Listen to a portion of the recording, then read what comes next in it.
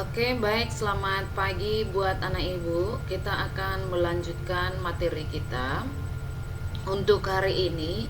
Adapun materi kita untuk hari ini yaitu tentang bahasa pemrograman.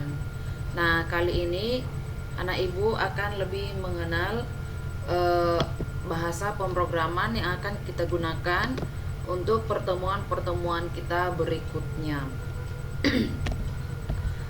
Nah, kita di sini akan mengenal apa itu yang dimaksud dengan bahasa pemrograman.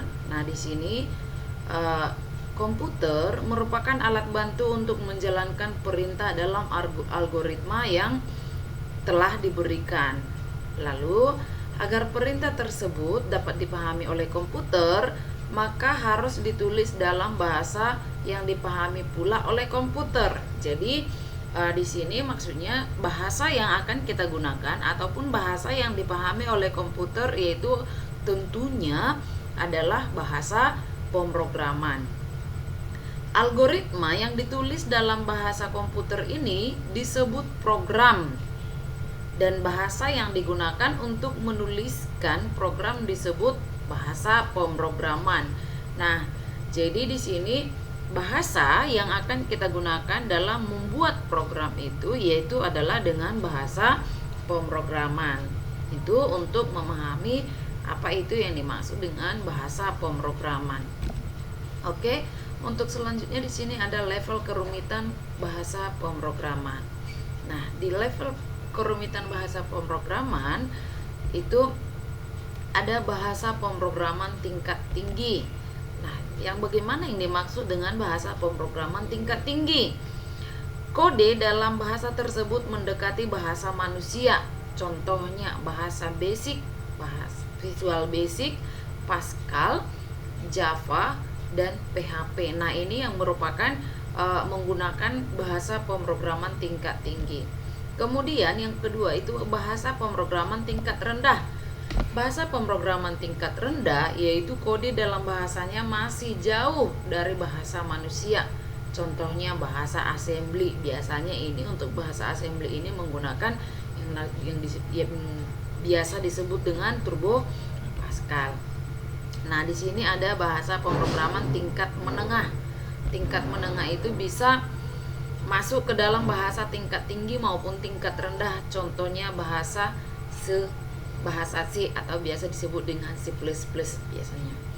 Oke, itu untuk level kerumitan yang mana itu biasa menggunakan bahasa pemrograman tingkat tinggi, tingkat rendah, dan tingkat menengah. Oke, kita lanjut tujuan bahasa pemrograman. Nah, kita harus mengerti apa itu tujuan daripada bahasa pemrograman. Nah, di sini ada bertujuan khusus.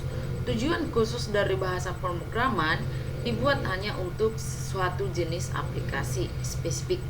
Misalnya COBOL untuk keterapan bisnis dan administrasi, assembly untuk bahasa pemrograman mesin.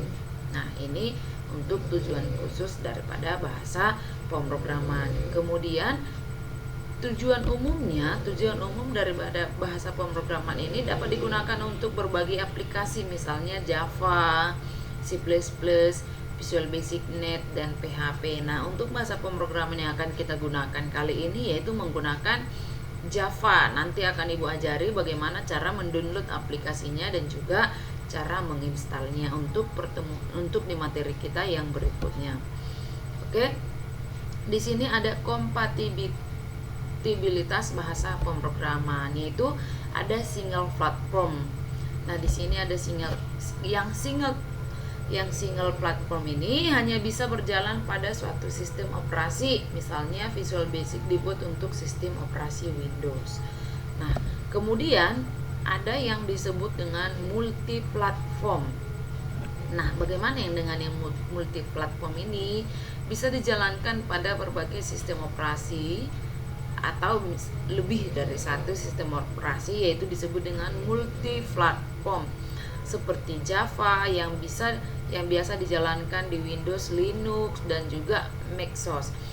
Oke, dan yang bahasa pemrograman Java awalnya dibuat oleh James Gosling saat masih bergabung di Sun Microsystems dan dirilis tahun 1995, supaya anak ibu memahami dari mana itu Java-nya.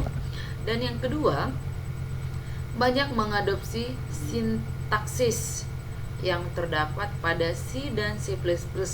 Namun dengan sintaksis model objek yang lebih sederhana serta dukungan rutin-rutin aras bawah yang minimal. Kemudian merupakan bahasa pemrograman yang bersifat umum. Jadi Java itu merupakan bahasa pemrograman yang bersifat umum atau non-spesifik, general purpose, dan secara khusus didesain untuk memanfaatkan ketergantungan pada saat implementasi seminimal mungkin. Jadi yang keempat, untuk yang selanjutnya kita akan masuk ke keunggulan Java. Apa yang menjadi keunggulan Java? Kenapa kita menggunakan Java daripada bahasa pemrograman yang lainnya? Sebenarnya kita akan menggunakan bahasa pemrograman yang lainnya seperti web dan juga yang biasa kita gunakan itu memang bahasa pemrograman web dan juga Java. Nah, keunggulan Java multiplatform dapat dijalankan di beberapa platform atau sistem operasi komputer. Nah, ini platform yang dimaksud di sini adalah sistem operasi komputer. Jadi mau sistem operasinya yang XP, yang Windows bisa digunakan untuk Java. Kemudian OOP atau Object Oriented Programming. Yang ketiga, perpustakaan atau library kelas yang lengkap. Jadi dalam bahasa pemrograman itu jelas yang mana yang disebut dengan library-nya. Dan yang selanjutnya itu memiliki sintaks seperti bahasa pemrograman C++.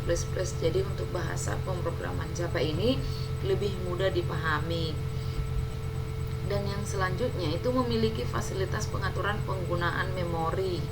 Jadi dalam bahasa pemrograman Java juga kita memiliki fasilitas yang mana dalam fasilitas tersebut bisa mengatur penggunaan memori daripada aplikasi Java tersebut.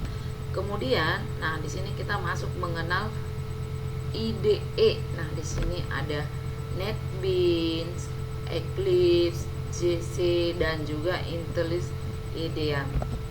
Dalam pengembangan aplikasi programmer, Java selalu tak lepas dari IDE atau Integrated Level Development Environment.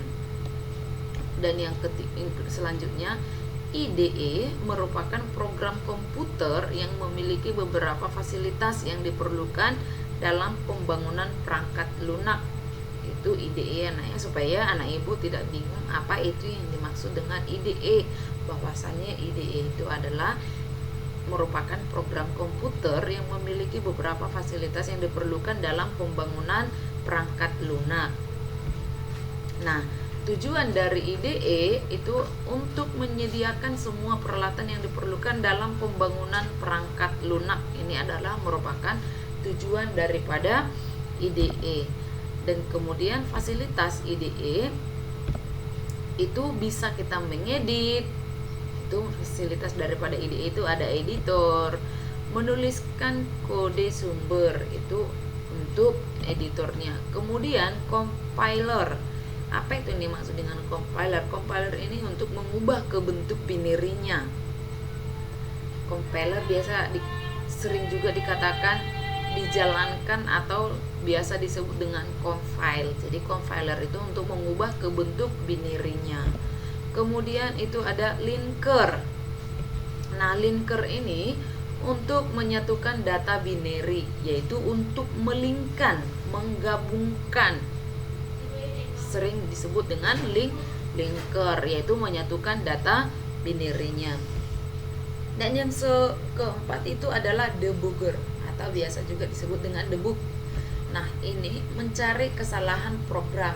Jadi saat kita compile atau saat kita jalankan, kadang-kadang ada beberapa kesalahan sehingga program yang sudah kita buat itu tidak berjalan dengan baik, sehingga kita memerlukan debug ataupun mencari kesalahan di mana menjadi apa yang menjadi kendala daripada program kita sehingga program yang kita buat tidak bisa berjalan dengan lancar, yaitu disebut dengan debug.